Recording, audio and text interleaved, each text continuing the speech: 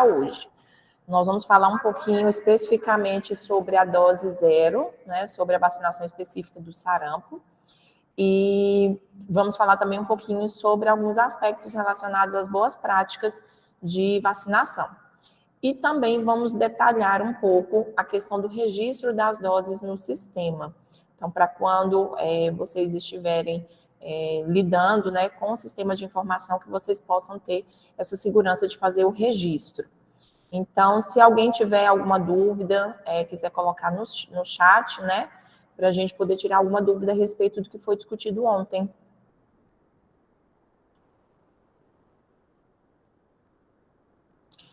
Ontem, alguém entrou em contato comigo no privado, fazendo a seguinte pergunta. Minha bebê recebeu as vacinas dos 6 meses na última semana. As vacinas da rotina lá, penta, VIP, influenza. E agora, ela já pode tomar a dose 0? Precisa de algum intervalo? Nós vamos falar sobre a dose 0 daqui a pouco, né, que ela está destinada a crianças de 6 a 11 meses, mas a respeito da questão do intervalo entre as vacinas, nesse caso não tem nenhuma interferência. A criança que tomou as vacinas dos 6 meses são vacinas de produto morto, são vacinas inativadas. Então, ela não tem nenhum problema de intervalo. Quando a gente fala de vacinas inativadas, qualquer vacina, não existe esse intervalo, né? Então, se eu tomei uma vacina antitetânica hoje, amanhã eu posso tomar uma hepatite B. Se eu tomei hoje, a criança recebeu hoje a pentavalente, amanhã ela pode tomar a VIP. Ou se ela tomou a penta hoje, amanhã ela pode receber a febre amarela. Então, entre as vacinas inativadas, não temos essa questão com relação ao intervalo, e nem entre as vacinas inativadas e as vacinas vivas. Então, quem recebe uma vacina inativada hoje, amanhã já pode receber uma vacina de produto vivo. Quando a gente fala da questão do intervalo, são entre as vacinas de produto vivo. Essas, sim, ou eu faço no mesmo dia, no mesmo atendimento, ou eu tenho que dar um intervalo de 30 dias. Então, quais são as vacinas de produto vivo? Febre amarela, tríplice viral, a vacina contra a varicela, a vacina da dengue. Então, essas vacinas eu tenho que dar, se eu não faço na mesma ocasião, eu tenho que dar um intervalo. Então, o que tem acontecido hoje, né, com relação, por exemplo, à dose 0?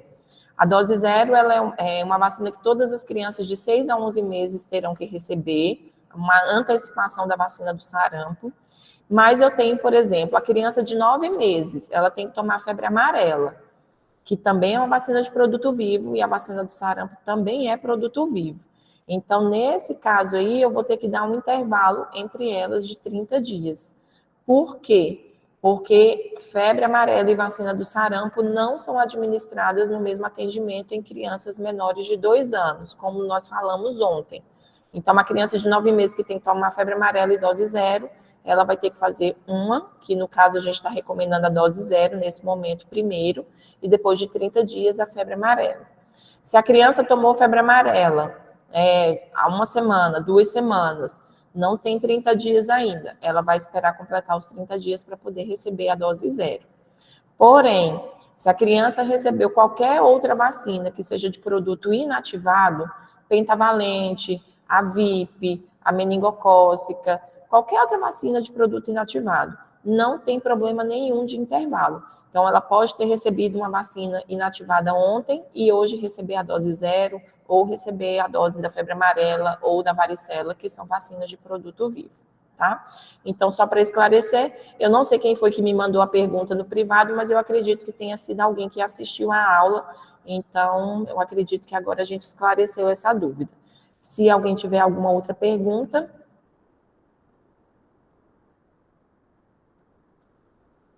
Sem perguntas até o momento, Ju. Tá. Então, como nós não temos perguntas, a gente vai passar para as nossas apresentações do dia, tá?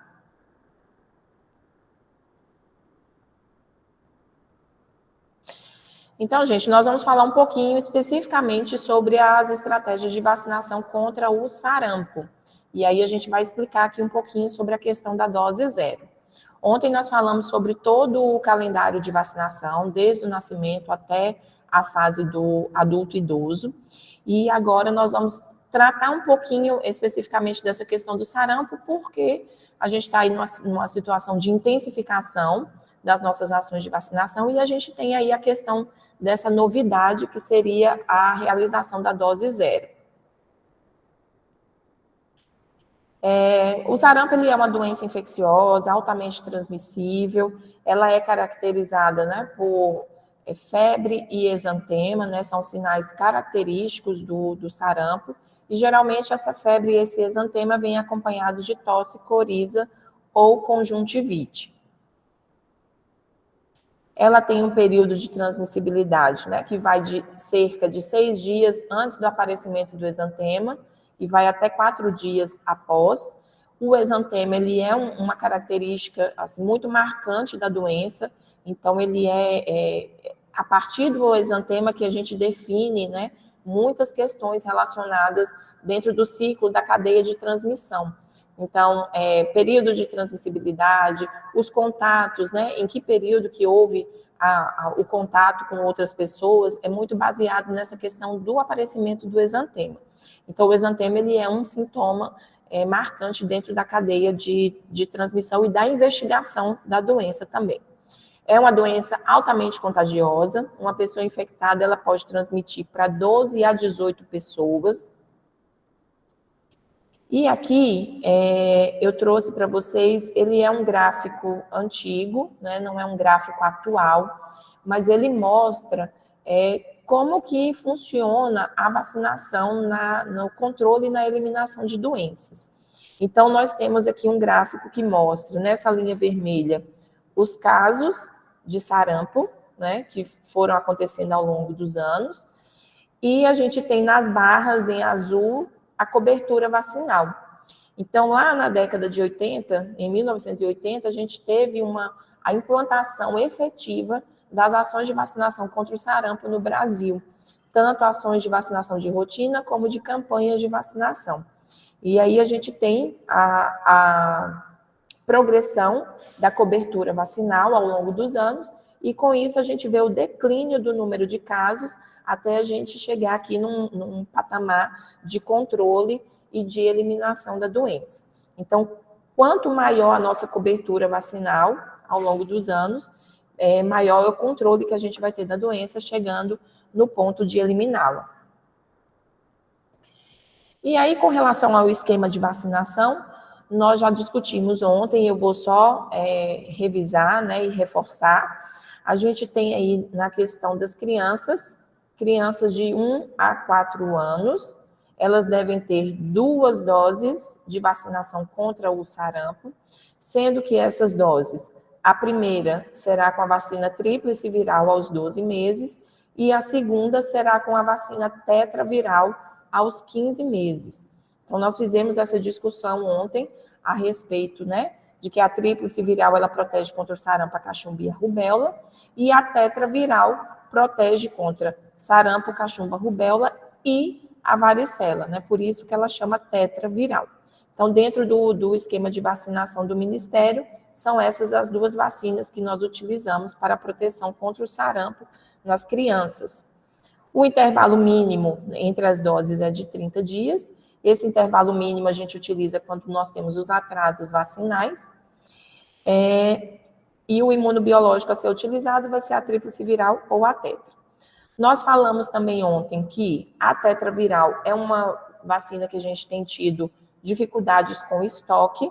Então, quando a gente não tem a tetraviral, a gente utiliza a tríplice viral mais a varicela separadamente, sendo que não vai ter diferença na proteção e nem na eficácia da vacina, mas a criança terá que tomar 2 injeções ao invés de uma. Então, essa que seria a diferença.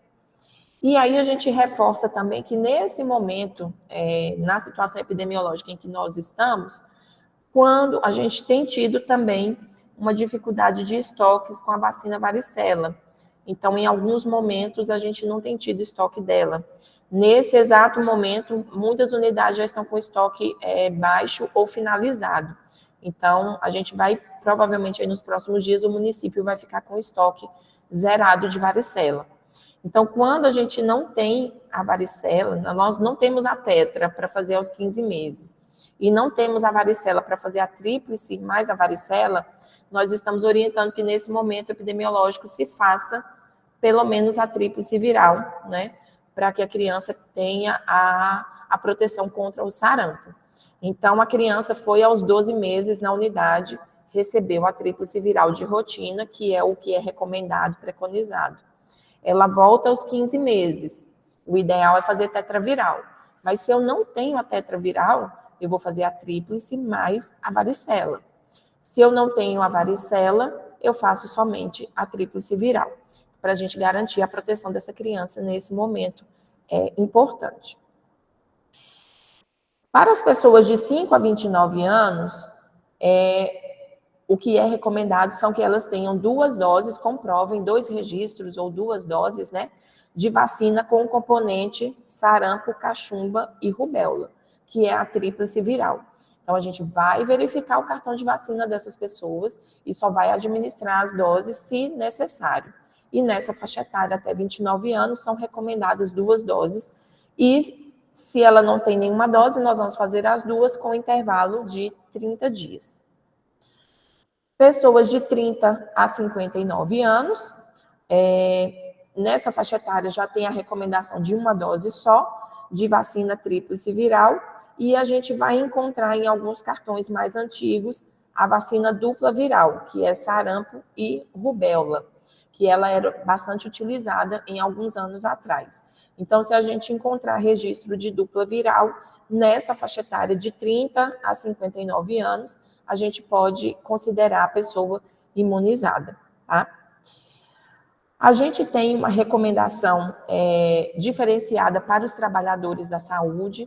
Então, todos os trabalhadores da saúde, tanto aqueles que lidam diretamente na assistência direta ao paciente, como também pessoas que trabalham em serviços administrativos dentro da unidade de saúde, dentro do hospital, eles têm orientação de receber 2 doses de vacina, independente da idade.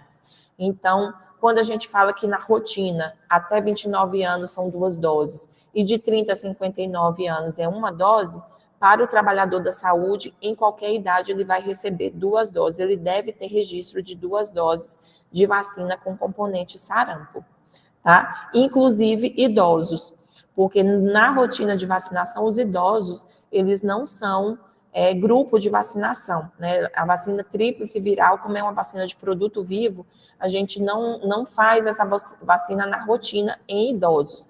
Mas no caso do trabalhador da saúde, se ele não tiver nenhuma contraindicação, ele deve ter o registro de 2 doses de vacina contra o sarampo. E aí a gente tem, dentro, né, dessa questão epidemiológica que nós estamos vivenciando nesse momento, a questão da dose zero. O que vem a ser a dose zero? A dose zero, ela é uma antecipação da vacinação contra o sarampo, tendo em vista que dentro da rotina as crianças recebem a vacina contra o sarampo a partir de 1 ano de vida. Então, a dose zero, ela vem antecipar a vacinação em situações de risco epidemiológico. Então, como nós estamos tendo nesse surto no município de Campos Lindos, sarampo é uma doença altamente transmissível. Nós temos bolsões de suscetíveis, né, devido às baixas coberturas vacinais. Então, é necessário que a gente faça essa antecipação para as crianças a partir dos 6 meses de vida. Então, a dose zero, ela é a vacinação contra o sarampo a partir dos 6 meses, de 6 a 11 meses de vida, 6 a 11 meses de idade. Então, nós estaremos fazendo uma dose de vacina que é fora da rotina, que é fora do calendário de vacinação, mas que é necessária neste momento. A vacina contra o sarampo na infância, ela se inicia com 1 ano, porque a mãe, se ela é vacinada ou se ela já teve a doença, durante a gestação ela faz uma transferência de anticorpos para o bebê, através da placenta. E esses anticorpos, eles permanecem no organismo do bebê até aproximadamente 1 ano de vida. Então, a vacina contra o sarampo, ela tem que ser realizada depois que esses anticorpos já estão sumindo né, já estão desaparecendo do organismo do bebê, porque senão vai ter uma interferência e a vacina que ele receber não vai ter uma eficácia adequada. Então, por isso que dentro da rotina, essa vacina ela é realizada a partir de 1 ano de vida. Porém, numa situação epidemiológica de risco, a gente tem essa necessidade de fazer essa antecipação, porque é melhor a gente garantir a imunização dessa criança nesse momento do que deixá-la correndo o risco de contrair uma doença que, principalmente em crianças, tem uma tendência para a gravidade. Então, em que consiste essa dose zero? Fazer uma dose de vacina contra o sarampo em crianças de 6 a 11 meses, que ainda não foram vacinadas, porque não estão em idade de vacinação na rotina. Porém, essa criança que está recebendo essa dose zero, ela vai receber depois as doses da rotina normalmente. Então, a criança que recebe a dose zero neste momento, quando ela completar 1 ano de vida, ela vai receber a primeira dose com tríplice viral, e quando ela completar 15 meses, ela vai receber a segunda dose com a tetraviral. E ela vai receber todas as doses da rotina normalmente. Até por isso que ela chama dose zero, né? Porque ela é uma dose que ela não vai contar para o calendário de vacinação. Exatamente por essa questão que eu acabei de falar agora a respeito da interferência dos anticorpos maternos. Então, ela não vai ter uma eficácia prolongada, uma eficácia que a gente possa garantir que essa criança vai ter uma imunidade aí para o resto da vida. Então, a gente precisa fazer as doses de reforço depois nessa criança normalmente, tá? Então, a vacinação dessas crianças abaixo de 1 ano, ela é uma exceção, ela é utilizada nessas situações de risco epidemiológico e ela é utilizada também na situação que nós chamamos de bloqueio vacinal. O que vem a ser um bloqueio vacinal? Quando eu tenho um caso suspeito de sarampo, por exemplo, numa área de abrangência, digamos, lá na unidade de saúde do Santa Fé, do Morada do Sol, né? Quando eu tenho um caso suspeito de sarampo numa determinada área, é necessário que se faça o bloqueio vacinal. E não só sarampo, rubéola também. Então, se eu tenho casos suspeitos, não precisa ser confirmado. O caso suspeito de sarampo ou de rubéola numa determinada área, aquele caso precisa ser investigado e as medidas de controle elas têm que ser tomadas e efetivadas o mais rápido possível, porque essas doenças elas são altamente transmissíveis. Então, a gente tem que bloquear a possível disseminação dessa doença. No bloqueio vacinal, a gente vai fazer uma avaliação da situação vacinal de todas as pessoas que tiveram contato com o caso suspeito. Então, esse bloqueio vacinal, geralmente, ele se inicia no domicílio, mas ele vai se ampliando para outros locais, como creches, escolas, local de trabalho, igreja, universidade, outros locais que aquela pessoa que está com suspeita da doença frequenta. Então, é feita uma avaliação da situação vacinal de todos os contatos e aqueles que não estão com o esquema completo para a idade recebem a dose, recebem a atualização. No bloqueio, eu não vou fazer dose extra, eu vou fazer uma atualização da situação vacinal. Os que estão vacinados, não preciso fazer nenhum tipo de vacina, e aqueles que não estão com o cartão em dia, de acordo com a idade, eu vou realizar a atualização da situação vacinal naquele momento. E no caso das crianças de 6 a 11 meses, que não estão dentro da rotina de vacinação, numa situação de bloqueio, elas também serão vacinadas, porque como a gente está com um caso suspeito da doença ali naquele momento, os seus contatos têm um grande risco de contrair a doença. Então, se entre os contatos eu tenho crianças dentro dessa faixa etária de 6 a 11 meses, eu vou vacinar como bloqueio vacinal, tá? E uma outra situação que a gente faz, que a gente tem uma exceção para a vacinação do sarampo, são os idosos, que não são grupo de risco, não são grupo de vacinação, não está preconizada a vacinação de idosos na rotina, porém, como eu já falei aqui, a gente vacina os trabalhadores da saúde, se não tiver nenhuma contraindicação, e na situação de bloqueio vacinal, a gente também vai vacinar esse idoso pelo risco epidemiológico.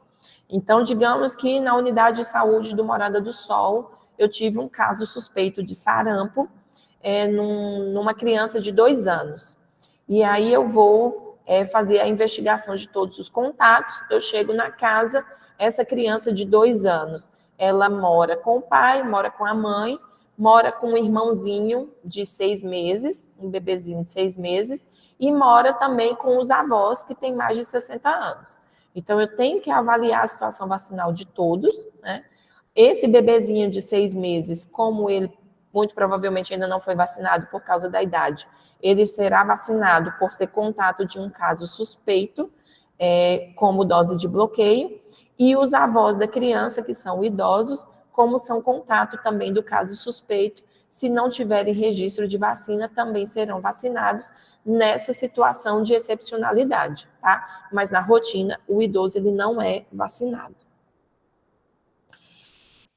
Só uma ressalva, a dose 0, né, a dose da vacina que está sendo administrada nas crianças de 6 a 11 meses, não é a tríplice viral. Nesse momento, nós estamos utilizando a vacina dupla viral, que é a vacina sarampo e rubéola. Por quê? Porque a vacina tríplice viral que nós temos disponível hoje, que o Ministério tem fornecido para a gente, é a vacina do laboratório Serum Índia. E essa vacina, ela só pode ser administrada a partir dos 9 meses de vida. Então, nós não teríamos uma vacina disponível para realizar nas crianças de 6, de 7 e de 8 meses. Então, diante dessa situação, o Ministério da Saúde enviou para a gente a vacina dupla viral do laboratório Fiocruz, que pode ser administrada a partir dos 6 meses de vida. Então, todas as crianças, a partir de 6 a 11 meses, que estão recebendo a dose 0, nós estamos administrando com a vacina dupla viral, sarampo e rubéola, do laboratório Fiocruz, tá? Eu estou vendo aqui pelo chat que alguém pediu para repetir essa informação sobre a questão da vacina que está disponível para a dose 0. Então, a vacina disponível para a dose 0 não é a tríplice viral nesse momento, é a vacina dupla viral, sarampo e rubéola. Por quê? Porque a vacina tríplice viral que nós temos disponível hoje, ela é do laboratório Serum Índia, e esse laboratório ele só pode ser administrado a partir de 9 meses de vida. Então, eu não teria dose 0 disponível para as crianças de 6, de 7 e de 8 meses. Então, tendo em vista essa situação, o Ministério encaminhou para a gente uma vacina de outro laboratório, que é do laboratório Fiocruz, porém não é tríplice viral, sarampo, cachumba e rubéola, é dupla viral, sarampo e rubéola. E aí, essa vacina que nós estamos utilizando na faixa etária de 6 a 11 meses como dose 0, tá? Na faixa etária, a partir de 1 ano, nós estamos utilizando a tríplice viral, que é vacinação de rotina. E depois, se vocês tiverem mais dúvidas, ao terminar aqui a apresentação, a gente abre para as perguntas. Bem, aqui então, sobre as vacinas que nós temos disponíveis, né? Nós temos a dupla viral, que eu acabei de falar, ela está sendo utilizada na faixa etária de 6 a 11 meses, como dose 0, tá? Contraindicações dessa vacina, gestantes e pessoas que tenham tido algum tipo de reação de hipersensibilidade, reação anafilática, algum componente vacinal. A via de administração ela é subcutânea, a dosagem é meio ml, igual a tríplice viral, e a validade após a abertura do frasco é de 8 horas. Ela é uma vacina que ela precisa ser diluída, então tem o frasquinho da vacina com o liófilo, que é o pó, e tem o frasquinho do diluente. A gente faz a aspiração de todo o conteúdo do diluente, injeta dentro do frasquinho da vacina, que está com o pozinho, né, que é o liófilo, faz a homogeneização, né, a mistura desse diluente com a vacina e ela está pronta para administrar. Porém, após essa diluição, ela vale 8 horas. Então, se eu faço a diluição de uma dupla viral às 8 horas da manhã, ela vai ser válida até às 4 horas da tarde. E se eu não conseguir utilizar todas as doses do frasco, porque a dupla viral ela vem em 10 doses no frasco, eu tenho que desprezar as outras doses fora, tá? A outra vacina que a gente tem disponível, né, é a tríplice viral, porém, o laboratório que a gente está utilizando é o laboratório Serum Índia. Ele só pode ser utilizado a partir dos 9 meses de idade. A contraindicação seriam gestantes, reação anafilática, reação alérgica a algum componente da vacina, e nós temos a contraindicação deste laboratório das pessoas que têm alergia à proteína do leite de vaca, tá? Então, quem tem alergia à proteína do leite de vaca não deve receber a vacina tríplice viral do laboratório Serum Índia. A vacina também é de administração subcutânea e a validade após abertura é de 6 horas. Ainda falando sobre o bloqueio vacinal, quando que a gente realiza o bloqueio vacinal, né? Então, a vacinação do bloqueio, ela vai ser realizada quando eu tiver casos suspeitos de sarampo ou rubéola naquela região, naquela área de abrangência, né? E ela é utilizada também em situações de surto, né? Como está acontecendo agora lá na região de Campos Lindos, né? Então, lá naquele município, a gente está tendo uma intensificação maior das ações de vacinação e a dose 0 também está sendo realizada lá, e depois é que ela foi ampliada para todo o estado do Tocantins. Por que eu devo realizar o bloqueio vacinal? Porque quanto mais rápido eu realizar esse bloqueio, maior será a sua efetividade e menor será a propagação do vírus. Então, fazendo esse bloqueio, essa vacinação dos contatos, eu diminuo a chance de disseminação da doença. E quanto mais rápido ele for feito, mais efetivo ele será. A vacinação deve ser feita em todos os contatos do caso suspeito. Na verdade, não é a vacinação, é a avaliação da sua situação vacinal. Então, todos os contatos devem ter a avaliação da situação vacinal, e aí, se for necessário, será feita a vacinação. Quem está com cartão de vacina em dia não tem necessidade de vacinar durante o bloqueio. E ele deve ser realizado até 72 horas após a notificação do caso suspeito. Então, se a gente está notificando um caso suspeito hoje, a gente tem 72 horas para desencadear essas ações de vacinação, de bloqueio vacinal. E qual a faixa etária do bloqueio? São as pessoas a partir de 6 meses de vida. Nesse caso do bloqueio, os idosos não vacinados também entrarão. Lembrando que os idosos não são grupo de vacinação na rotina, mas em situação de bloqueio vacinal, quando o idoso é caso suspeito, contato de um caso suspeito, a gente realiza a vacinação desse idoso. Bem, então, com relação à dose 0, né? A dose 0, ela se justifica pelo cenário epidemiológico que nós temos nesse momento, tanto o cenário internacional quanto nacional, né? Então, a gente tem vários países aí registrando casos de sarampo, inclusive países vizinhos, né? Inclusive, esse surto de Campos Lindos, provavelmente a fonte de infecção foi na Bolívia. Nós temos alguns outros surtos de sarampo que aconteceram aqui já no Brasil esse ano, em alguns estados, como Rio de Janeiro, Brasília, Rio Grande do Sul.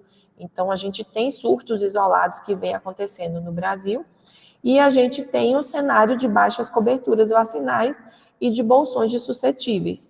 Então, é muito importante a gente ter essa intensificação da vacinação. Na dose 0, né, quem serão os vacinados? Todas as crianças de 6 a 11 meses. Nesse caso, a vacinação ela é indiscriminada. O que quer dizer vacinação indiscriminada? Eu vou vacinar todas as crianças de 6 a 11 meses, exceto aquelas que tenham alguma contraindicação muito específica relacionada à vacina. Mas na dose 0, todas as crianças elas serão vacinadas, até porque até então nenhuma delas recebeu vacina ainda contra o sarampo. É diferente do bloqueio vacinal, porque o bloqueio vacinal a gente só vai vacinar aquelas pessoas que não estão com cartão de vacina atualizado. Na estratégia da dose 0, todas as crianças elas receberão a dose de vacina contra o sarampo, que nesse caso hoje é a vacina dupla viral. de 6 a 11 meses de idade, tá? Lembrando que a criança que recebe a dose 0, ela receberá depois as doses de rotina normalmente. A dose 0, ela é uma dose extra dentro da situação epidemiológica vigente. As contraindicações para vacinação, para as vacinas contra o sarampo, né? E aí entra a dupla viral, a tríplice viral, né? E a tetraviral também, tá? Então, gestantes, por ser uma vacina de produto vivo, nós não tem recomendação de vacinação de gestantes, a gente tem uma cautela com relação a essa vacinação. Então, só em situações epidemiológicas muito extremas que a gente realizaria uma vacinação de gestante com vacina de produto vivo atenuado. A gente ressalta aqui a importância de sempre, quando for vacinar uma mulher em idade fértil, perguntar, né, da possibilidade de gestação, para não correr o risco de fazer alguma vacina que não seja apropriada para ela. As pessoas imunossuprimidas, né? Então, pessoas que estão fazendo tratamentos oncológicos, radioterapia, quimioterapia, os portadores de HIV, AIDS, as pessoas que fazem algum tipo de tratamento imunossupressor, como utilização de corticoide em dosagem alta, então algum tipo de tratamento como para lúpus, né, e outras doenças autoimunes. Então a gente também tem cautela com essas pessoas em relação às vacinas de produto vivo atenuado. Pessoas que estão com suspeita da doença, suspeita de sarampo, nós não vamos vacinar. Então, mesmo que aquele caso suspeito ele não seja vacinado, não tenha a sua situação vacinal atualizada, nós vamos esperar o desenrolar de toda a investigação e depois que ela estiver encerrada, a gente vai fazer a vacinação daquele caso suspeito. Pessoas que estejam com doenças febris agudas, então uma pessoa que teve febre nas últimas 24, 48 horas, né, tá ali com um quadro, às vezes, infeccioso, um quadro viral, a gente vai adiar a vacinação dessas pessoas, né, nós não vamos vacinar pessoas que estejam com febre, nem crianças e nem adultos. Pessoas abaixo de 6 meses, né, então a vacinação de rotina, ela inicia a partir de 1 ano, a dose 0 a partir de 6 meses, mas abaixo de 6 meses não tem recomendação de vacinação contra o sarampo. E as pessoas que têm alergia à proteína do leite de vaca, a PLV, a gente tem uma cautela, uma restrição aí da vacina tríplice viral do laboratório Serum Índia. Então, a gente só vai utilizar o laboratório Fiocruz. Aqui, gente, eu trouxe um slide só para exemplificar, né, como que funciona a cobertura vacinal dentro da nossa população, dentro da comunidade, né? Então, nós temos aqui esses pontinhos em azuis, que seriam os indivíduos não vacinados, e os pontinhos em amarelo, que são os indivíduos imunizados, vacinados. Então, aqui, nesse primeiro quadro, vocês podem ver, né? Nós não temos a população sem cobertura, aqui a população já minimamente vacinada, com 25% de cobertura, 50% de cobertura, 75% de cobertura, até chegar num patamar de 95% de cobertura. Então, aqui, eu tenho grande parte da minha população vacinada, e eu tenho poucas pessoas que não foram imunizadas, né, por algum motivo. Então, dentre essas pessoas aqui que não foram vacinadas, eu tenho pessoas que realmente não se vacinaram por alguma situação, e tem aquelas pessoas que têm alguma contraindicação de serem vacinadas, que não devem ou não podem receber a vacina por algum motivo. Então, é importante a gente saber que esses em amarelo, que foram os vacinados, eles formam uma barreira de proteção e, além de eles não adoecerem, eles evitam que aqueles que não puderam se vacinar, eles sejam protegidos também. Ele evita, quem é vacinado evita que os outros adoeçam. Então, é muito importante, quando a gente fala de cobertura vacinal, a gente entender a questão da imunidade de rebanho. A imunidade, ela não é só uma imunidade individual, ela acaba se tornando uma imunidade coletiva. Então, mas para que isso aconteça, eu preciso ter altas coberturas vacinais. Quando eu tenho uma situação em que apenas metade da minha população foi vacinada, eu não consigo ter uma barreira que impeça do vírus entrar naquele ambiente e que impeça dele se disseminar. Mas quando eu tenho uma alta cobertura vacinal, com mais de 90%, 95% da minha população vacinada, aqueles não vacinados serão protegidos pelos outros que foram imunizados. Aqui, gente, só para demonstrar a questão das nossas coberturas vacinais atuais, né? A gente tem aqui as coberturas para o sarampo, né? No Brasil, no Tocantins e em Palmas. Então, aqui no Brasil, a gente tem cerca de 92% de cobertura para a primeira dose e 72% para a segunda. No Tocantins, 86% para a primeira e 55% para a segunda. E em Palmas, até abril, né, de 2025, nós estávamos com cerca de 73% de cobertura para a primeira dose e 45% para a segunda. Então, infelizmente, a gente tem uma situação em que a gente tem um risco de reintrodução do sarampo no nosso território, tendo em vista que nós temos bolsões de suscetíveis. Então, agora nós estamos trabalhando, né, dentro dessa estratégia de vacinação contra o sarampo, na identificação de pessoas não vacinadas ou que não tenham registro de vacinação, não tenham comprovação da vacinação, a busca ativa dos não vacinados, intensificando a vacinação extramuro, que é aquela vacinação que ocorre fora da unidade de saúde, então escolas, creches, órgãos públicos, empresas, né, locais de grande circulação de pessoas. Então, são locais, né, onde a gente está tentando abarcar e tentando ir até esses locais para levar a imunização para as pessoas. A realização dos bloqueios vacinais mediante a notificação de casos suspeitos e a implementação da dose zero, que foi implementada, né, semana passada. Nós recebemos as doses na sexta-feira para fazer a dose zero, e no sábado nós já iniciamos a vacinação dessas crianças de 6 a 11 meses.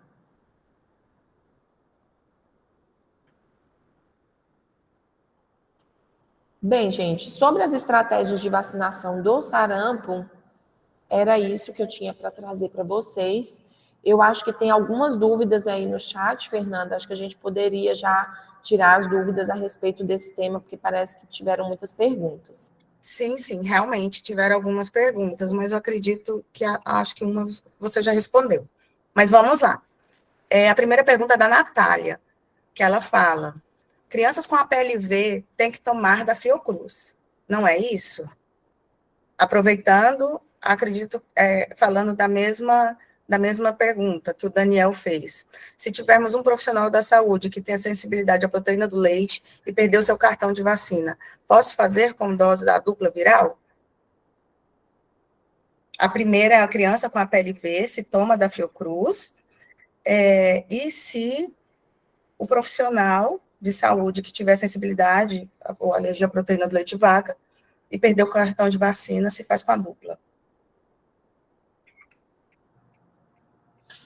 Sim, né, como eu falei anteriormente, a tríplice viral, sarampo, cachumba e rubéola, que nós temos disponível hoje, ela é do laboratório Sero Índia e ela não é recomendada para pessoas que têm alergia à proteína do leite de vaca, a PLV.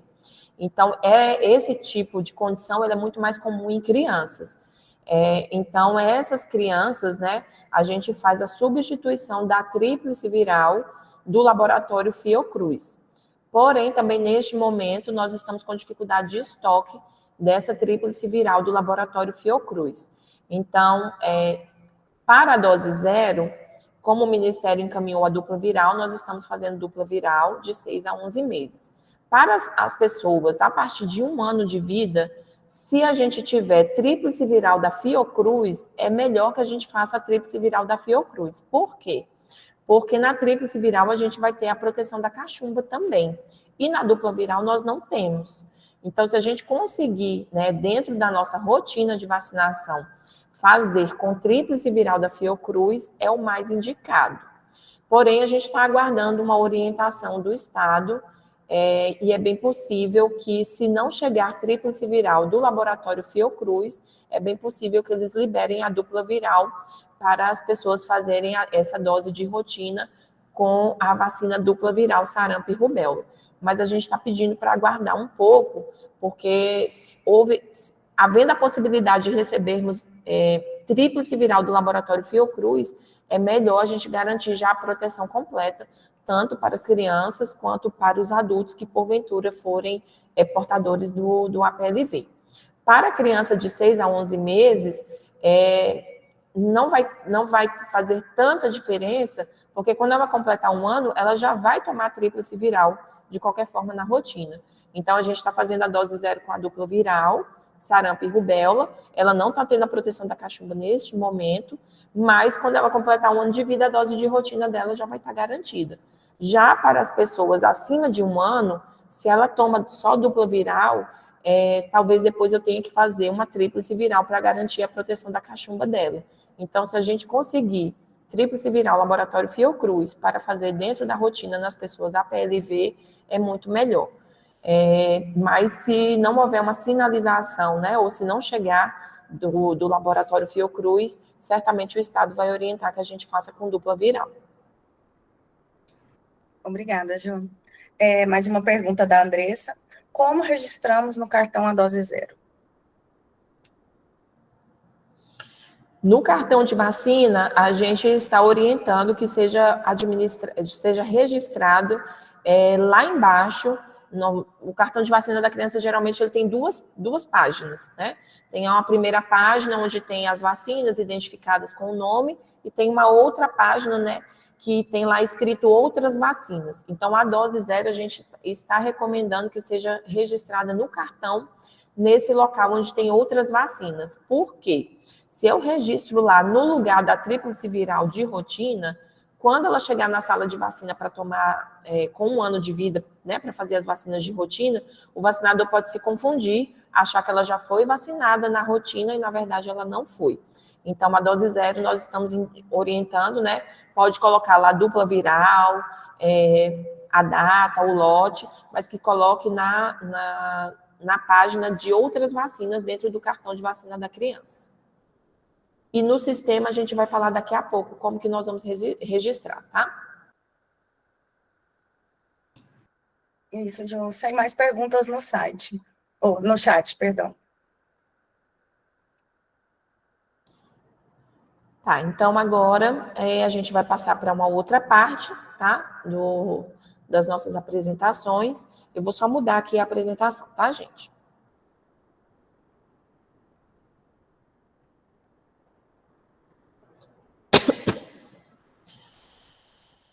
Bem, pessoal, então, além de saber do calendário de vacinação, é muito importante que a gente saiba, né, conheça alguns cuidados, algumas normativas que a gente deve ter dentro da rotina de vacinação, tanto de aspectos técnicos, aspectos relacionados à própria administração do imunobiológico, mas também relacionados às orientações que a gente dá ao usuário, ao registro da vacina no cartão de vacina, no sistema de informação. Então, a gente vai falar um pouquinho sobre boas práticas em imunização. Então, o que são boas práticas em imunização, né? As boas práticas, elas existem para garantir a qualidade e a segurança de todo o processo de vacinação. O Programa Nacional de Imunizações, ele é um programa que ele é altamente reconhecido nacionalmente e também fora do nosso país. Então, vários países utilizam, né, o modelo do nosso programa de imunização para montar, né, as suas estratégias de vacinação próprias, né? E para que a gente consiga garantir essa qualidade, né, e essa segurança, a gente tem algumas rotinas e alguns aspectos que a gente precisa considerar no momento da vacinação, tá? Então, essas boas práticas, elas têm o objetivo de orientar os trabalhadores da saúde, né, quanto à organização da sala de vacinação, garantir a qualidade do programa de imunização, a segurança e a eficácia dos imunizantes e diminuir a ocorrência dos ESAVs. Os ESAVs são os eventos supostamente associados à vacinação e imunização. Então, ninguém quer tomar uma vacina, né, ir até o posto de saúde, tomar uma injeção e não desenvolver uma imunidade adequada. Para isso, a gente precisa que as nossas vacinas elas tenham um controle de qualidade que vai desde o laboratório produtor da vacina até o momento de administração. E esse controle de qualidade ele passa por vários aspectos, inclusive pela conservação do imunobiológico. Além disso, né, ninguém quer receber uma vacina e, porventura, desenvolver um evento adverso.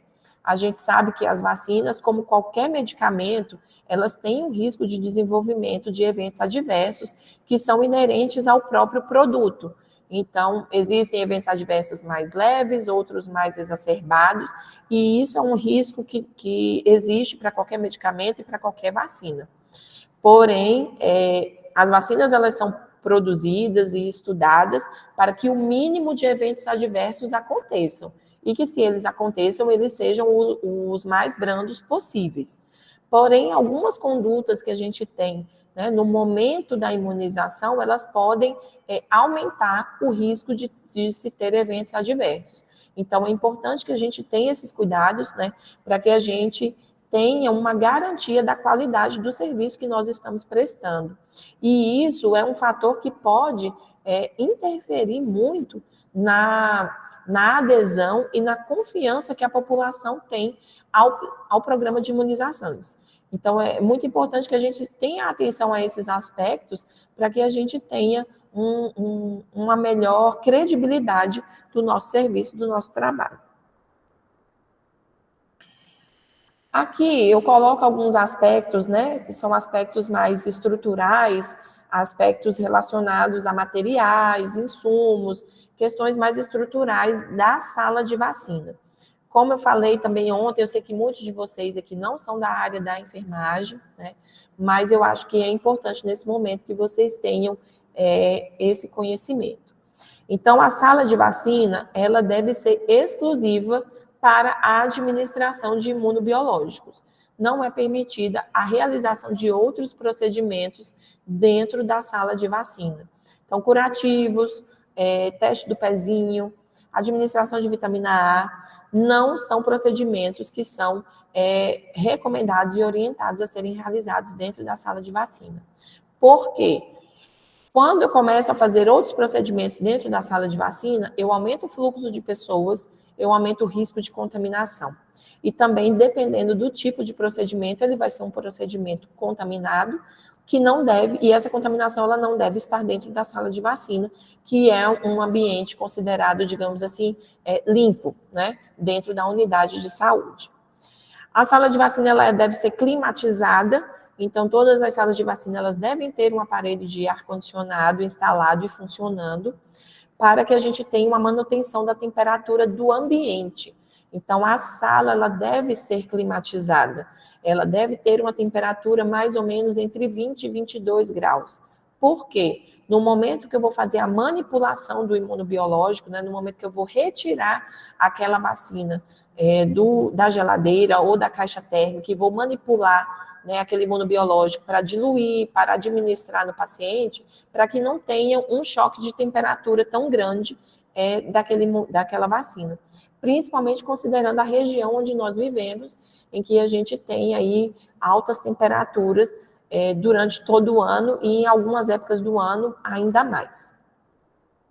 A câmara refrigerada ou a geladeira que armazena os imunobiológicos também deve ser exclusiva para o armazenamento das vacinas. Não é permitido que se armazenem outros medicamentos, não é permitido insulina, não é permitido alimentos, bebidas, nenhum outro produto dentro da geladeira, a não ser os imunobiológicos, as vacinas.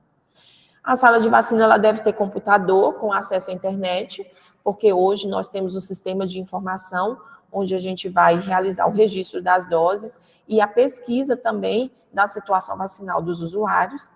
dispensador de papel toalha e sabonete líquido, né, para higienização das mãos, caixa coletora de material pérfuro cortante para desprezar, né, as agulhas que são utilizadas ali, as agulhas contaminadas e outros materiais também, e lixeira com tampa e pedal. A caixa térmica, né, na sala de vacina a gente sempre tem uma caixa térmica para guardar esses imunobiológicos. A caixa térmica e as placas de gelo reutilizáveis, que a gente chama de gelox. Para que a gente precisa dessa caixa térmica, né? Hoje, a maioria das nossas salas de vacina, né, elas têm, ou elas usam geladeiras, aquelas geladeiras domésticas. Inclusive, essa já é uma recomendação que não pelo programa de imunização, já não é mais recomendado, mas isso aí exige um investimento financeiro ainda para que a gente faça a troca desses equipamentos por câmaras refrigeradas. Algumas poucas unidades nós já temos esses equipamentos disponíveis nessas câmaras refrigeradas, que elas têm uma maior estabilidade de temperatura, então elas garantem uma maior segurança na conservação dos imunobiológicos. Mas a caixa térmica, ela serve para quê? Para que a gente, no início do dia, a gente retire aquele quantitativo de imunobiológico que nós vamos utilizar ali durante o dia. Esse quantitativo fica na caixa térmica e a gente fica manipulando ali durante o dia somente a caixa térmica. O estoque maior fica guardado na geladeira para que a gente não fique abrindo a geladeira o tempo todo e expondo aquela vacina, aquele imunobiológico ao ar ambiente que acaba tendo contato com as vacinas no momento que há a abertura da porta. Bandeja de inox, para que a gente consiga fazer a preparação, né, desses imunobiológicos. O termômetro, que fica na geladeira e na caixa térmica, para que a gente possa fazer o controle da temperatura. Algodão, seringas e agulhas específicas para a administração das vacinas.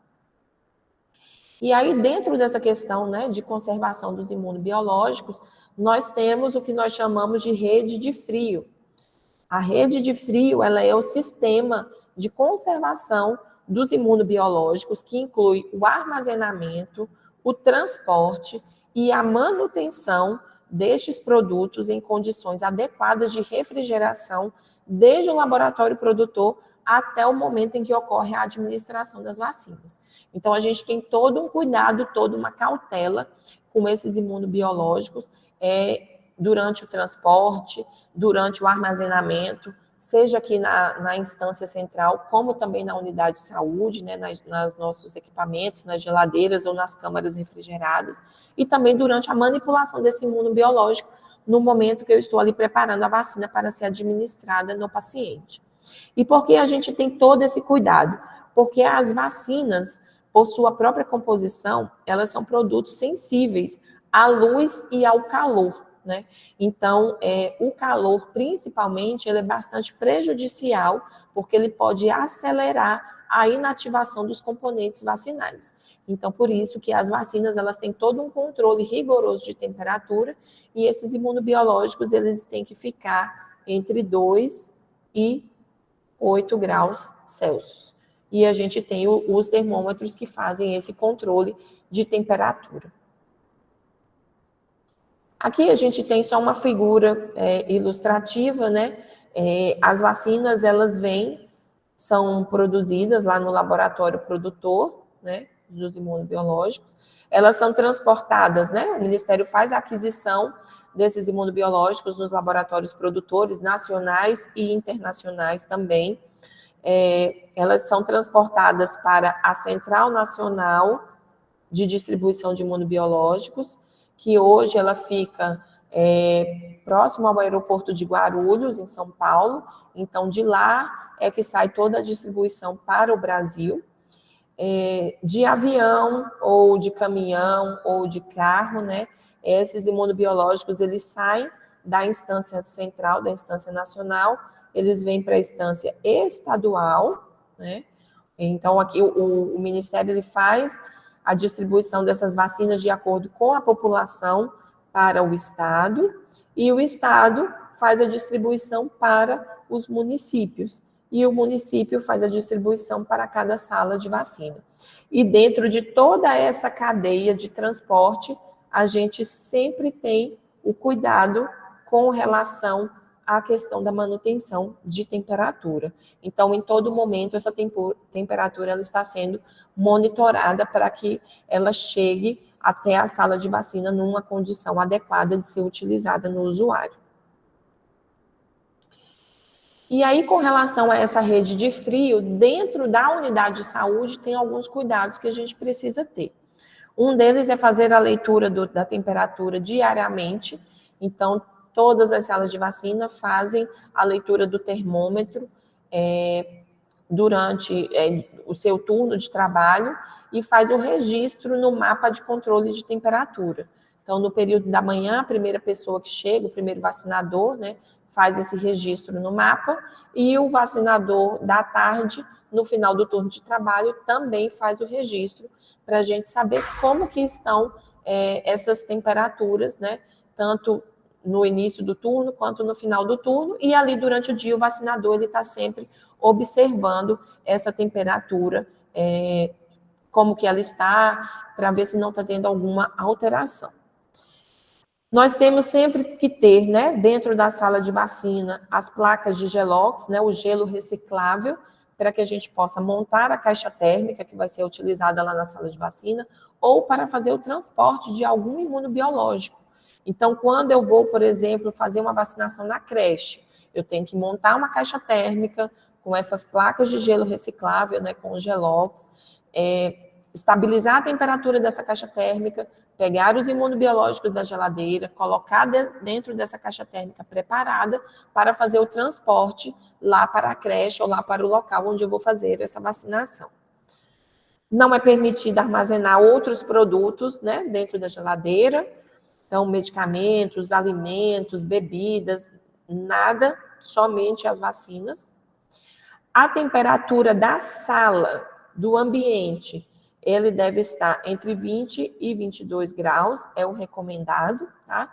Aí vocês podem me perguntar, mas eu vou fazer a vacinação numa creche, a sala não tem ar-condicionado, eu vou fazer uma vacinação na zona rural, não tem ar-condicionado, como que eu faço?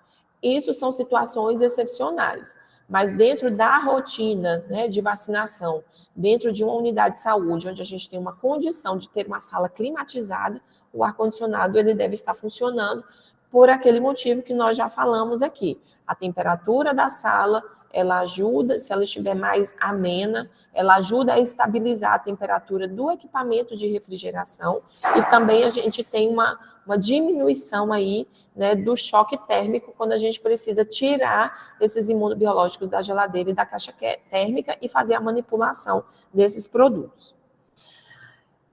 Dentro, né, da geladeira ou da caixa térmica, né, esses imunobiológicos, eles devem sempre estar entre 2 e 8 graus, tá? Então, essa temperatura de 20 e 22 graus que eu coloquei aqui é a temperatura do ambiente, a temperatura da sala. Mas dentro da caixa térmica, dentro da geladeira, dentro da câmara refrigerada, se eu for fazer um transporte para vacinar um idoso na residência, se eu for fazer um transporte para vacinar numa escola, numa creche, essas vacinas sempre têm que estar entre 2 e 8 graus. Os imunobiológicos que eventualmente forem submetidos a temperaturas que não são recomendadas, eles devem ser colocados sob suspeita.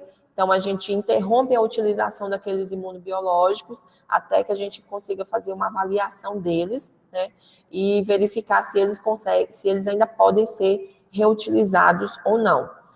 Dependendo do tempo que aquele imunobiológico ficou fora da temperatura adequada, dependendo do imunobiológico, dependendo do quantitativo de alteração que teve, né? Se foi uma alteração muito grande ou se foi uma alteração menor. Então, esses são critérios que são utilizados para a gente fazer uma análise se aquele imunobiológico poderá ser reutilizado ou não após digamos assim, essa temperatura inadequada que ele sofreu, tá? E aí, assim, porque às vezes a gente tem situações que acontecem, às vezes até na unidade de saúde mesmo, isso já aconteceu. O vacinador da manhã chegou, organizou a caixa térmica, com as vacinas que ele iria utilizar ali durante o dia, deu o horário dele embora, ele foi embora, e o vacinador da tarde, por algum motivo, não apareceu lá na unidade de saúde. Às vezes teve um imprevisto, um atestado, enfim. E o vacinador da manhã não sabia disso, deixou as vacinas lá dentro da caixa térmica. No outro dia, quando a pessoa chegou para pegar seu turno de trabalho novamente, as vacinas que ele tinha deixado lá estavam lá da mesma forma, porque ninguém fez essa guarda dessas vacinas, não voltou as vacinas para a geladeira. Então, situações como essa, às vezes, acontecem. Vai fazer uma vacinação extramuro, numa escola, ou de um idoso, de alguém na sua residência, volta com a caixa térmica, deixa na sala de vacina e esquece de guardar. Então, são situações que não devem acontecer, mas que às vezes acontecem, né? Em que esses imunobiológicos podem sofrer alterações de temperatura e que, se isso acontecer, a gente precisa fazer o comunicado aqui para a coordenação para a gente poder orientar vocês em como conduzir essas situações. A caixa térmica que é utilizada, ela deve sempre ser mantida limpa, pronta para uso. Ela sempre deve ter um termômetro acoplado, porque eu preciso fazer o controle da temperatura desse imunobiológico que está dentro da caixa. Algumas caixas térmicas, elas já vêm com termômetro embutido, outras não. Essas que não vêm, a gente coloca um termômetro para poder fazer esse controle. Todas as salas de vacina, todas as unidades, elas devem ter as placas de gelo reciclável, né, disponíveis para utilização na rotina ou quando vai fazer algum transporte de alguma vacina para algum local. E é muito importante lembrar que essas placas de gelox, elas devem ser ambientalizadas antes de colocar dentro da caixa térmica. O que é ambientalizar? Então, quando eu chego lá na minha unidade de saúde para iniciar as atividades de vacinação, geralmente essas placas de gelox, elas estão dentro do congelador da geladeira. Elas estão ali congeladas. Quando ela está congelada, ela está com a temperatura abaixo de 0. E isso não é uma temperatura recomendada, uma temperatura adequada para o armazenamento das vacinas, dos imunobiológicos. Então, eu preciso, né? Geralmente, o que a gente orienta? Eu preciso ambientalizar essas placas, eu preciso retirá-las do congelador, eu preciso deixá-las ali em cima da bancada por aproximadamente uns 15 minutos, até que a gente consiga ter um pouco de descongelamento dessas placas. Geralmente, quando a gente tira do congelador, essas placas elas estão com uma névoa na superfície. Então, a gente deixa em temperatura ambiente, em cima da bancada, espera essa névoa desaparecer, e aí sim, né, já vai estar numa temperatura mais adequada para o contato com o imunobiológico. Então, quando essas placas estão, que a gente chama ambientalizadas, a gente coloca essas placas dentro das caixas térmicas e aguarda a caixa térmica chegar na temperatura entre 2 e 8 graus. Só depois que essa temperatura atingiu, né, ali entre 2 e 8 graus, é que eu vou colocar os imunobiológicos dentro da caixa térmica. Para a montagem da caixa térmica, né, as laterais e o fundo da caixa devem ser forrados com as placas de gelox. Então, geralmente, a gente põe o gelox no fundo da caixa e nas suas laterais, tá? Para poder depois colocar os imunobiológicos. E antes de colocar os imunobiológicos dentro da caixa térmica, verificar se está na temperatura entre 2 e 8 graus. A caixa térmica ela deve ser lavada diariamente, após o término da atividade de vacinação. Ao final do dia de atendimento, né? Eu fui para uma vacinação extramuro, ou estou vacinando lá na minha unidade. Quando finalizar o atendimento, eu preciso devolver aquelas vacinas que ainda podem ser utilizadas para a geladeira, né? Então, a gente vai ver aí, tem algumas vacinas que têm um prazo de validade curto, essas aí, dependendo se já estiverem vencidas, né, que a gente fala, a gente vai desprezar, mas tem outras vacinas que depois que eu abro o frasco, eu tenho uma validade maior e eu posso reutilizar em outros atendimentos, então essas eu preciso devolver para a geladeira. Aqueles frascos que foram abertos, né, e que estiverem dentro do período de utilização, que ainda puderem ser utilizados, eu preciso identificar com a data e o horário de abertura, para que o meu colega que pegar aquele frasco saiba que dia que ele foi aberto, que horas ele foi aberto, e aí ele vai poder saber até quando ele vai poder utilizar aquela vacina que está naquele frasco. Aqui, uma ilustração sobre a montagem da caixa térmica, né? Então, a gente inicia, né, com a colocação do gelox, né, das placas de gelo no fundo da caixa, depois nas suas laterais, né? E aí, geralmente, para o trabalho da sala de vacina, na rotina, isso é suficiente, fundo e laterais. Se eu for fazer um transporte dessa vacina para algum outro local, se eu for sair com ela da unidade de saúde, geralmente a gente recomenda que seja colocada também uma placa de gelox em cima dos imunobiológicos, tá? E aí, com relação ao atendimento, né, na sala de vacina. A sala de vacina, às vezes a gente pensa que vacinar, muitos usuários, inclusive, pensam isso, que vacinar é somente pegar, aspirar a vacina e injetar no paciente. Mas não é bem assim, né? Nós temos aí algumas, antes de fazer a vacinação, a gente precisa fazer, de certa forma, uma certa investigação com aquele usuário. A gente precisa saber do seu histórico vacinal, se ele tem um cartão de vacina que eu possa avaliar para poder dar continuidade na situação vacinal dele. Eu preciso saber se ele tem alguma doença, para saber se porventura tem alguma doença que ele não deve, alguma vacina que ele não deve receber, né? Então é importante a gente fazer essa avaliação com esse usuário, né? Até saber se em doses anteriores esse usuário porventura teve algum evento adverso que a gente, né, tenha que ter mais atenção, ou que seja necessário notificar ou ter alguma conduta diferente com esse usuário. Então, o acolhimento, ele é muito importante dentro da sala de vacina.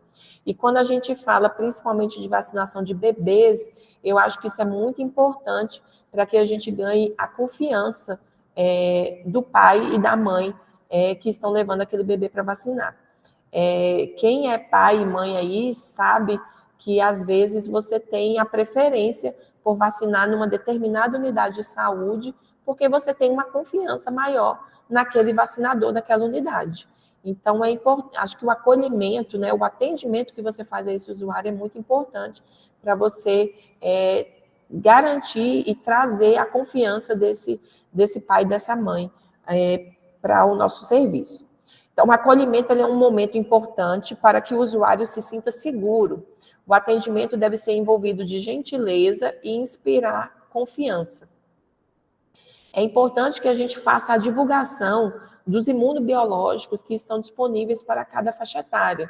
Então, às vezes, você está vacinando ali um adulto, mas você sabe que ele tem um filho, né? Então, divulgar as vacinas que estão disponíveis, né, para a criança, né? Agora, por exemplo, nós estamos falando da dose 0. Então, às vezes eu posso perguntar, estou vacinando um adulto, eu posso perguntar, você tem filhos, né? Esse seu filho, qual é a idade? Às vezes ele está numa idade de vacinar uma determinada vacina e eu posso estar orientando esse pai a trazer essa criança para a vacinação. Vamos ter uma campanha de vacinação, né? Provavelmente aí mês que vem a gente vai ter vacinação contra a influenza, campanha. Então, que a gente esteja divulgando isso para os nossos usuários, né? Quem são os grupos prioritários a serem vacinados? Então, é importante a gente ter esse diálogo com o usuário. Orientar e prestar assistência à clientela com segurança, responsabilidade e respeito. A gente tem, né, também um momento de triagem, né? E aqui eu não me refiro à triagem de aferir sinais vitais lá na unidade de saúde. Eu estou me referindo a uma triagem mesmo dentro da sala de vacina, onde eu vou fazer uma pequena investigação com aquele usuário a respeito de algumas situações da vida dele, né? Então, todas as pessoas vacinadas, elas devem ser questionadas sobre a sua situação atual de saúde, para saber se ele está com alguma doença no momento, que porventura contraindique alguma vacina, ou saber a sua história prévia de vacinação, né? Então, é muito importante fazer essa triagem com o usuário. Cada usuário deve ser atendido individualmente, né? Porque cada usuário ele tem uma situação vacinal específica. E aí eu preciso avaliar cada usuário, cada cartão de vacina especificamente. Não é porque Joãozinho precisa de uma determinada vacina que Maria também vai precisar. Isso vai depender de vários fatores. Vai depender da idade, vai depender do seu histórico vacinal, vai depender da sua situação de saúde. Então, é muito importante atender cada um de forma individual. Solicitar o cartão de vacina desse usuário para que a gente possa fazer um resgate desse histórico vacinal. Se o usuário não tiver cartão, é importante a gente fazer a pesquisa nos sistemas de informação, né, que a gente tem disponíveis, para que a gente possa verificar se tem alguma vacina ali registrada e não fazer vacinas desnecessárias naquele paciente. Conferir a data de nascimento e a idade, tá? Isso aqui é muito importante porque a partir da idade é que nós vamos saber quais são as vacinas que aquele usuário precisa receber. Então, antes de vacinar uma pessoa, a primeira coisa que eu preciso saber é qual a idade dela hoje, para eu saber quais são as vacinas que ela tem direito dentro do calendário de vacinação. E aí, fazendo uma avaliação do seu histórico vacinal, eu vou saber o que ainda é necessário que ela receba. Questionar sobre a ocorrência de algum problema de saúde nas últimas 24 horas, como, por exemplo, a ocorrência de febre, né, porque nesses casos a gente vai adiar a vacinação. E com relação aos bebês, é necessário a gente investigar, na primeira visita lá na unidade de saúde, investigar sobre a gestação, sobre o nascimento, o parto, sobre histórico de prematuridade, de alguma síndrome genética, né? Então, alguma doença cardíaca, neurológica. Então, são questionamentos que a gente precisa fazer, porque dependendo da situação, alguns bebês vão ter algumas diferenças dentro do calendário de vacinação. E aí, falando da administração segura, né? Quem é aí da enfermagem vai saber que a gente tem os 10, 15, não sei mais quantos certos que são, né? Relacionados à administração de medicações. E aí, isso aqui vai entrar para a vacinação também, né? Então, a gente precisa ter o paciente certo, né? Confirmar o nome do paciente, a idade dele, né? A vacina certa, né? Verificar que aquela vacina que o usuário precisa é realmente aquela que eu estou preparando para administrar. O momento certo, verificar no histórico de vacinação daquele paciente se realmente já está na idade, na hora dele receber aquele determinado imunobiológico. A dose certa, né? A dosagem ela está adequada de acordo com a idade, de acordo com a vacina que ele vai receber. O preparo e a administração corretos. Então, a gente tem algumas vacinas aí que precisam ser diluídas, né? Então, é importante a gente ter esse conhecimento. Geralmente, as vacinas que são diluídas, elas ficam armazenadas junto com os seus respectivos diluentes, para que a gente não tenha problemas com relação a isso. A administração correta, né? Com a diluição correta, na dose certa. A via de administração, que vai ser aquela indicada, né, pelo laboratório produtor, pelo Ministério da Saúde, pelas recomendações do Ministério da Saúde. Então, as vacinas intramusculares devem ser administradas pela via intramuscular, com a agulha adequada para esta via. As vacinas subcutâneas, da mesma forma, serão administradas no tecido subcutâneo, com as agulhas adequadas para esta via. E fazer as orientações certas para o usuário. Então, todo usuário que recebe uma vacina, ele deve sair com alguma orientação da unidade de saúde. O senhor está recebendo tal vacina, daqui a tanto tempo o senhor tem uma dose de reforço, uma segunda dose, uma continuidade do seu esquema. Essa vacina pode causar tais e tais eventos adversos. Se o senhor tiver algum evento mais exacerbado, deve procurar a unidade de saúde ou a UPA, né, para receber uma orientação e um tratamento adequado. Então, essas orientações são importantes da gente fazer para o usuário.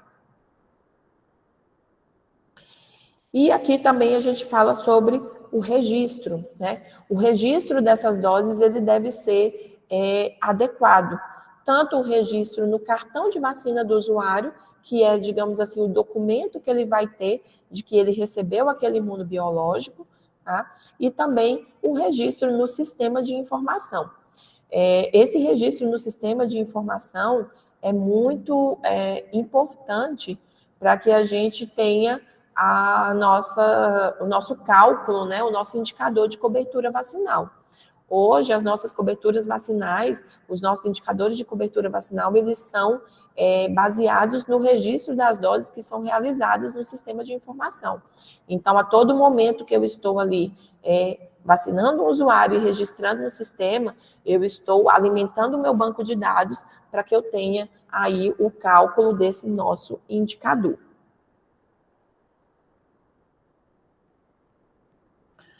Então, a gente tem aí, né, como já falamos, paciente certo, na idade certa, com a vacina certa, a dose certa, na via certa, na data certa e com o intervalo correto. Então, são alguns fatores que a gente precisa se atentar no momento da administração das vacinas. Quando nós vamos preparar uma vacina para ser administrada, é muito importante a gente conferir, né, se aquela vacina que nós estamos indicando para aquele usuário, né, que nós estamos orientando que ele vai fazer, eu tenho que conferir, né, no frasco de vacina se é aquela vacina mesmo, porque a gente tem algumas vacinas com frascos muito parecidos. Então, é importante a gente olhar para o frasco e verificar se é aquela vacina realmente que eu estou querendo administrar. As vacinas que são multidoses, nós temos hoje muitas vacinas disponibilizadas pelo Ministério da Saúde que são unidose, ou seja, eu faço a preparação, a administração da vacina no usuário, é uma dose só por frasco e eu jogo o frasquinho fora, o frasco, né, daquele imunobiológico. Mas eu tenho ainda algumas vacinas que a gente chama de apresentação multidose, que vem com 5 ou 10 doses em cada frasco. Então, quando a gente fala, por exemplo, da dose 0, que nós falamos agora, a vacina dupla viral, ela vem numa apresentação de 10 doses por frasco. Então, cada frasquinho, após eu fazer a diluição daquela vacina, eu vou ter um quantitativo de 10 doses naquele frasco. E ela tem uma validade de 6 horas após aquela preparação, após aquela diluição. Nesse caso específico da vacina dupla viral, tá? Então, para esses frascos que nós chamamos de multidose, é importante a gente identificar o frasco com a data de abertura e o horário de abertura, para que a gente possa saber até quando nós poderemos utilizar aquele imunobiológico. As doses só devem ser preparadas no momento da aplicação. Então, nós não vamos fazer a aspiração de várias doses de vacina, deixar nas seringas prontas, preparadas para administração no usuário. A gente já viu muito essa rotina, principalmente em campanhas de vacinação. Estamos fazendo uma campanha de vacinação contra a influenza. A maioria das pessoas que estão chegando aqui vão vacinar contra a influenza. Então, já vamos deixar várias doses aspiradas na seringa, porque quando as pessoas chegarem, já vai estar mais fácil da gente fazer a administração. Nós não temos essa recomendação, tá? Por vários motivos. Risco de contaminação, né? E aí, às vezes, a gente vai ter um evento adverso pós-vacinal relacionado a uma contaminação externa, como nós já tivemos, inclusive eventos adversos muito graves relacionados a isso. e também porque a gente tem um risco aí, dependendo da situação, né, da gente confundir aquela vacina que está ali aspirada numa seringa e a gente confundir com outro imunobiológico, aplicar um imunobiológico errado, né? Então, é muito importante, a gente não tem essa recomendação. A aspiração do imunobiológico, a preparação da seringa no momento da administração no paciente. Aqui eu trouxe de maneira mais ilustrativa, eu posso repassar esse material para vocês depois, a validade dos frascos após a abertura. Então, para as diversas vacinas, a gente tem validades diferentes. Então, as vacinas que a gente tem que são unidose, que vem uma dose por frasco, eu preparo, administro e pronto, acabou. Mas aquelas vacinas que eu tenho várias doses em um frasco, eu tenho ali a validade após a abertura daquele frasco. Então, por exemplo, a vacina BCG que a gente utiliza hoje, ela tem 20 doses no frasco e ela vale 6 horas após a abertura. A vacina dupla viral, que nós já falamos aqui, ela tem 10 doses no frasco e ela vale 6 horas após a abertura, ou digo, 8 horas após a abertura. A vacina tríplice viral, ela vale, nós temos frascos de 5 e de 10 doses, o laboratório Serum Índia vale 8 horas após a abertura, 6 horas após a abertura. Então, a gente tem diferentes recomendações para diferentes imunobiológicos e para diferentes laboratórios produtores, né? Algumas outras vacinas nós temos validade mais ampla. Então, quando a gente fala, por exemplo, de uma antitetânica, do laboratório que nós utilizamos hoje, que é o Serum Índia, ela vale 28 dias após a abertura. Então, como é uma vacina que, no geral, a gente utiliza muito na unidade de saúde, geralmente o frasco não chega nos 28 dias. Antes dos 28 dias, ele já é utilizado, né? Mas tem outras, numa unidade onde a gente tem uma demanda menor, pode ser que aquele frasco não seja utilizado dentro de 28 dias, e aí depois que eu abri o frasco, fiz a primeira dose, se eu não utilizar dentro de 28 dias, eu tenho que desprezar o restante das doses que sobraram. Ainda com relação à preparação dos imunobiológicos, né, a gente vai utilizar uma agulha e uma seringa para fazer a aspiração desse imunobiológico e a administração da vacina, tá? Não é permitido manter agulhas conectadas no frasco, como vocês estão vendo nessa figura aí, tá? Isso aqui era uma recomendação antiga que se tinha de manter as agulhas acopladas nos frascos, né? Então, aqui provavelmente a gente tem um frasco de influenza e um frasco de febre amarela. Ambos são frascos multidoses. Então, provavelmente aqui o profissional, o que ele estava fazendo, né? Ele deixava uma agulhinha ali acoplada, encaixava uma seringa, fazia a aspiração de uma dose, trocava a agulha, colocava uma outra agulha naquela seringa, uma agulha, né, estéril, limpa, fazia a administração do paciente. Quando chegava um outro paciente, ele acoplava de novo uma outra seringa nessa mesma agulha que está aqui, né, fazia a aspiração da dose, acoplava uma outra agulha naquela seringa estéril, uma agulha nova, fazia a administração do paciente.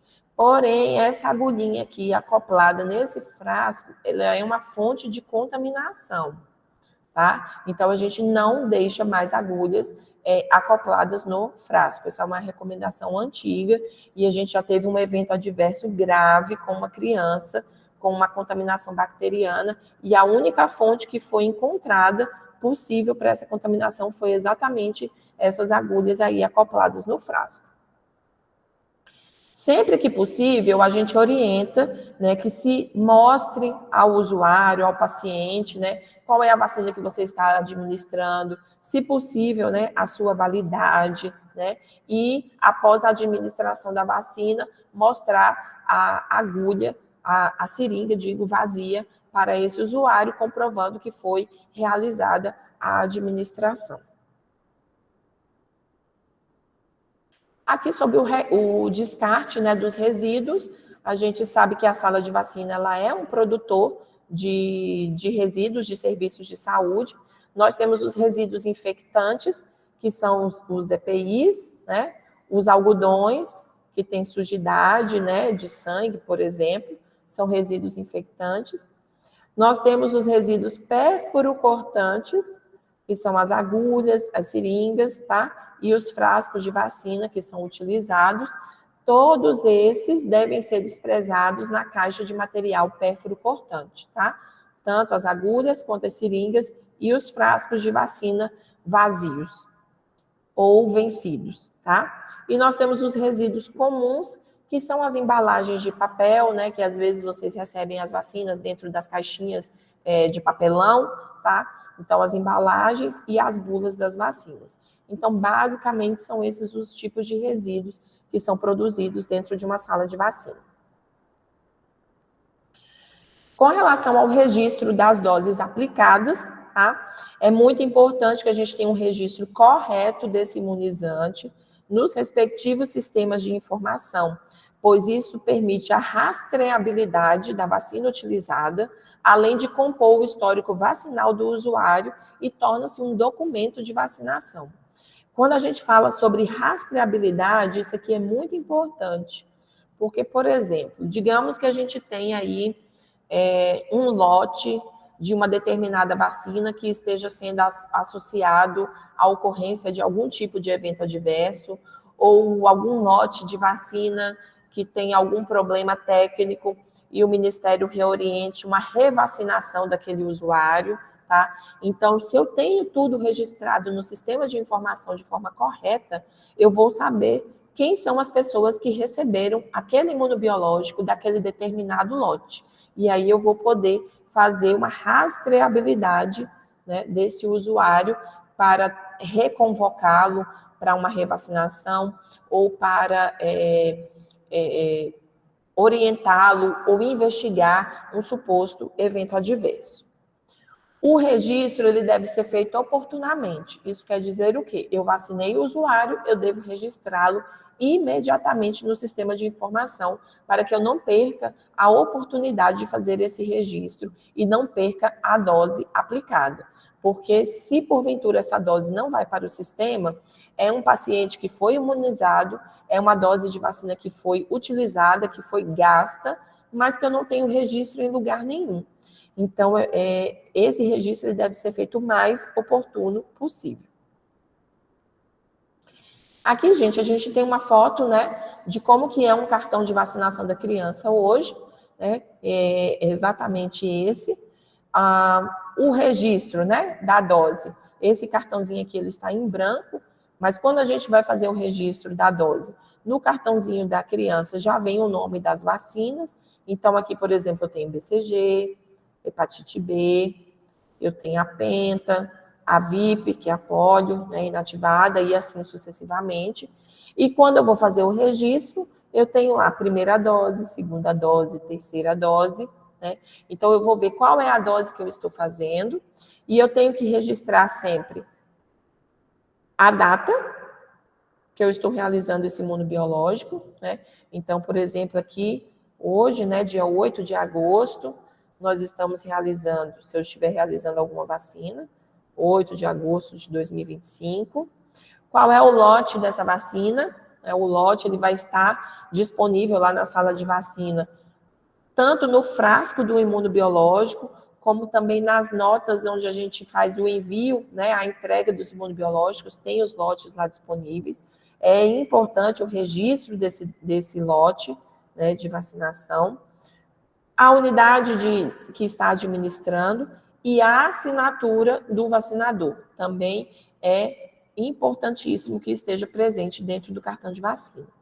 E aí, eu estou registrando aqui uma vacina que eu fiz hoje, mas aí eu já vou colocar para aquele pai ou para o usuário quando que ele vai ter que retornar para tomar as próximas doses. Então, se essa criança aqui está recebendo a primeira dose dia 8 de agosto, o intervalo da primeira para a segunda dose são de 60 dias. Então, eu já vou colocar aqui de lápis, dia 8 de outubro de 2025, que é a data que essa criança terá que retornar para realizar a continuidade do seu esquema de vacinação.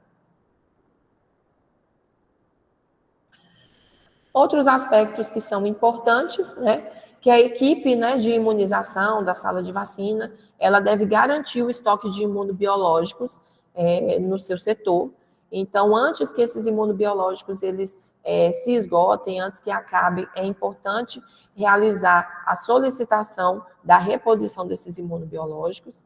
Devemos sempre atentar para o prazo de validade dos imunobiológicos. A gente tem o prazo de validade após a abertura, né, para muitas vacinas. Então, eu abro o frasco, eu tenho um determinado quantitativo de horas para utilizar, ou um determinado quantitativo de dias para utilizar aquele frasco que eu abri. Mas, além disso, eu tenho também a validade lá do produto, do laboratório produtor. Então, lá no frasco, né, igual um medicamento, vai estar escrito data de fabricação e data de validade. Então, se lá está dizendo que aquele imunobiológico vale até agosto de 2025, isso quer dizer que eu posso utilizá-lo até o dia 31 de agosto de 2025. No dia 1º de setembro, se eu ainda tiver doses daquele imunobiológico, eu vou ter que descartar e não vou mais poder utilizar, tá? Observar a ocorrência de eventos adversos, né? É sempre importante orientar o usuário sobre a possibilidade dessa ocorrência de eventos adversos e também observar se muitos usuários estão chegando relatando eventos adversos relacionados a uma determinada vacina, porque dependendo da situação exige uma investigação mais aprofundada. Realizar a busca de faltosos, né? Isso é uma atribuição da equipe de saúde da família e o apoio do vacinador é importante nesse sentido. A realização de vacinações extramuro, em escolas, empresas, creches, em domicílio, em situações que são necessárias, né? Por exemplo, pessoas acamadas, com dificuldade de locomoção. O acompanhamento, né, da vacinação da população, da sua área de abrangência, verificando quem são os faltosos. Tentar reduzir a dor, especialmente em crianças. A gente sabe que o calendário de vacinação da criança ele é muito extenso, a grande parte das vacinas são injetáveis, são intramusculares, então elas são um pouco mais dolorosas. Algumas crianças necessitam tomar várias vacinas no mesmo atendimento, então é importante a gente tentar reduzir, né, ter estratégias para tentar reduzir a dor dessas crianças. Quando ocorrem os atrasos de vacinação, às vezes acontece da gente ter uma criança com necessidade de tomar 8 imunobiológicos ao mesmo tempo, 8 injeções. E aí, nesses casos, a gente sempre recomenda que o vacinador faça uma divisão desses imunobiológicos, que não faça todos no mesmo dia, porque realmente é muito dolorido, né, para a criança receber 8 injeções. Então, quando é um quantitativo grande de imunobiológicos, a gente pede para fazer essa divisão em 2 atendimentos, tá? Mas dentro do calendário de vacinação, vocês vão ver que tem idades, né? A gente já viu, tem algumas idades em que a criança recebe 4 imunobiológicos injetáveis, e isso é recomendado, pode ser feito, não vai aumentar os eventos adversos se a criança tomar 4 imunobiológicos ao mesmo tempo, né? O evento adverso ele pode acontecer com um imunobiológico, né? Geralmente ele é associado a um imunobiológico específico. Então, assim, se ele tomar 4 imunobiológicos ao mesmo tempo, não vai ter um aumento da incidência ou uma exacerbação dos eventos adversos naquela criança. Mas, quando são muitos imunobiológicos, a gente recomenda essa divisão por questão mesmo de sensibilidade da criança. A amamentação ela é uma estratégia recomendada para o alívio da dor dos bebês, né, nos lactentes. Então, amamentar, se a mãe quiser se sentir confortável para amamentar durante a vacinação, é possível. E a gente sempre tem que atentar, né, para o intervalo entre as vacinas de produto vivo, injetáveis, que a gente já discutiu isso ontem e um pouquinho hoje também, que quando não podem ser administradas na mesma ocasião, a gente precisa dar um intervalo de 30 dias. Bem, Sobre as boas práticas, era isso que eu tinha para falar com vocês. Eu não sei, eu acho que talvez tenha alguma dúvida aí no chat, a gente pode tirar algumas dúvidas a respeito desse tema agora, ou sobre alguma coisa que a gente já falou. E aí eu sugiro que a gente dê um intervalinho de 10 minutos para ir ao banheiro e beber água, e aí a gente volta para falar sobre o sistema de informação e encerrar a nossa tarde de capacitação.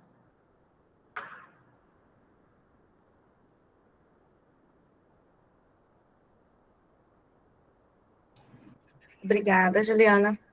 Nós temos uma pergunta da Dayana. Em caso de doença cardíaca, como a TGA, quais as vacinas são contraindicadas? Eu acredito, Dayana, se eu não estiver errada, você pode falar no chat, seria a transposição das grandes artérias, uma doença, uma cardiopatia congênita? Isso, Corrija. sim. Pode falar. É isso sim. A transposição entre a artéria, a aorta e a pulmonar. Isso, aí não corrigida. O paciente ainda não passou por cirurgia. Na verdade, é uma cardiopatia de recém-nascido. Sim, ele ainda não passou pela cirurgia. E quando a Juliana ela citou para avaliar o quadro clínico, né, da mãe, do parto, e citou possíveis doenças cardíacas, né? O meu sobrinho, ele é portador, né? E assim que ele nasceu, ele fez a ultrassom cardíaca, fez a avaliação cardíaca e não foi identificado só um ano depois que ele começou a apresentar os sinais e sintomas e ele já tinha recebido as doses vacinais. Aí eu queria saber, de modo geral, não só dela, né, se tem alguma contraindicação. Especificamente do calendário da criança, quando a criança tem alguma síndrome genética, uma doença cardíaca congênita, ou uma doença neurológica, como epilepsia, microcefalia, a única vacina que de fato na verdade não é que é contraindicada, mas que a gente tem uma cautela, é com a vacina pentavalente. Porque a pentavalente, ela já é uma vacina que ela tem uma tendência a ser mais reatogênica. Então, a criança geralmente ela fica mais incomodada, o local fica mais dolorido, demasiado, vermelho. A criança geralmente tem febre, né? E em algumas condições, essa febre, né, que a criança pode ter pelo componente vacinal, né, que pode acontecer não só com a penta, mas com outras vacinas também, mas que a penta geralmente causa, né, ela pode causar também, levar às vezes a um quadro convulsivo, tá?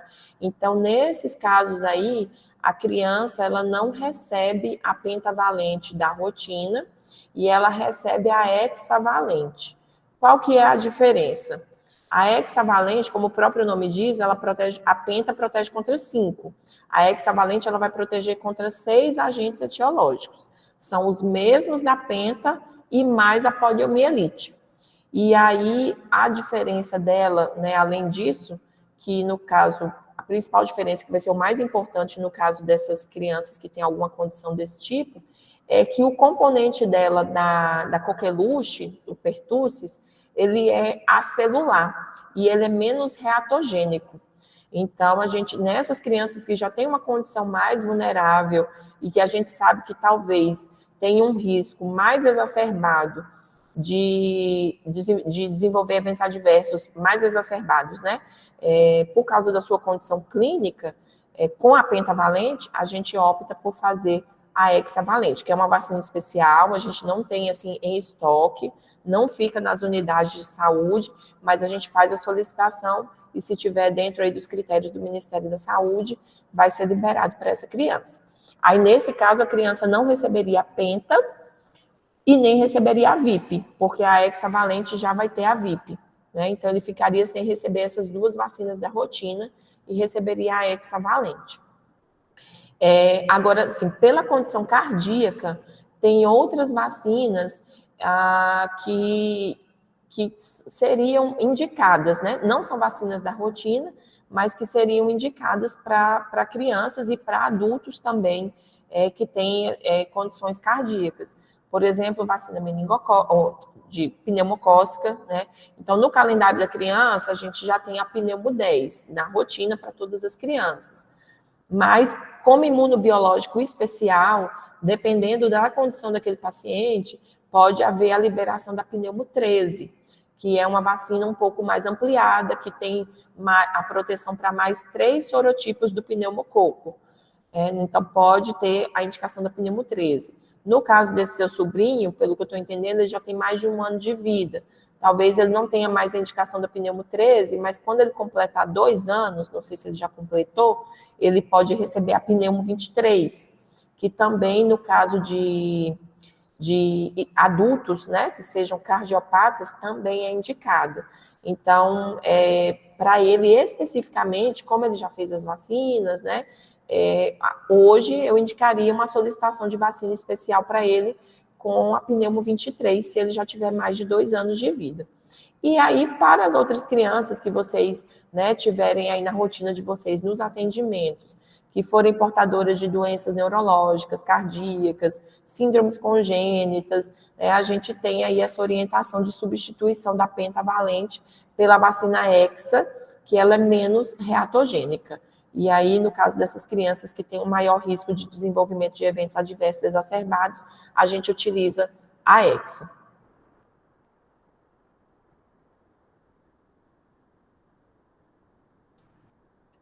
Obrigada, Ju. A Natália, ela pergunta, a amamentação durante a vacinação não ocorre risco do broncoespasmo? Acredito que é, no caso, a mãe amamentar a criança no momento da administração da vacina, do imunizante.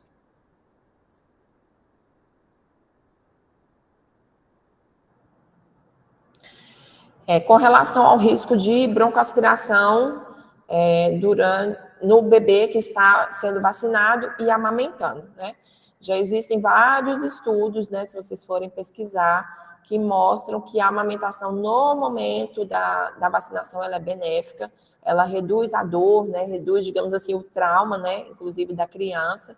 Então, ela é indicada, né, no momento da vacinação. É claro que se a mãe se sentir confortável para isso, porque tem algumas mães que não se sentem confortáveis, inclusive com medo, né, da criança engasgar. Mas a amamentação durante a vacinação, ela é segura e se a mãe se sentir confortável, pode fazer sem problemas. Mais uma pergunta da Andressa. No início da capacitação, você passou o esquema da tríplice viral em todas as faixas etárias.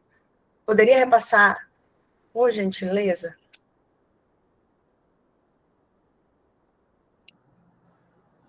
Quer que eu mostre novamente o esquema? Ou vocês querem que eu envie o material para vocês?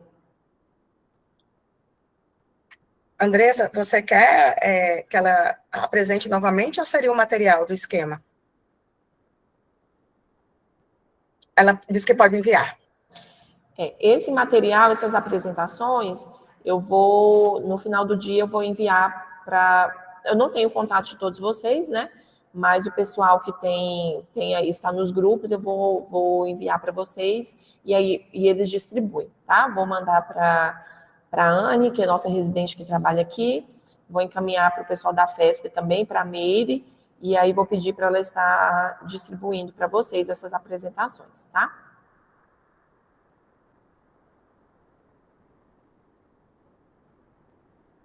Sem mais perguntas.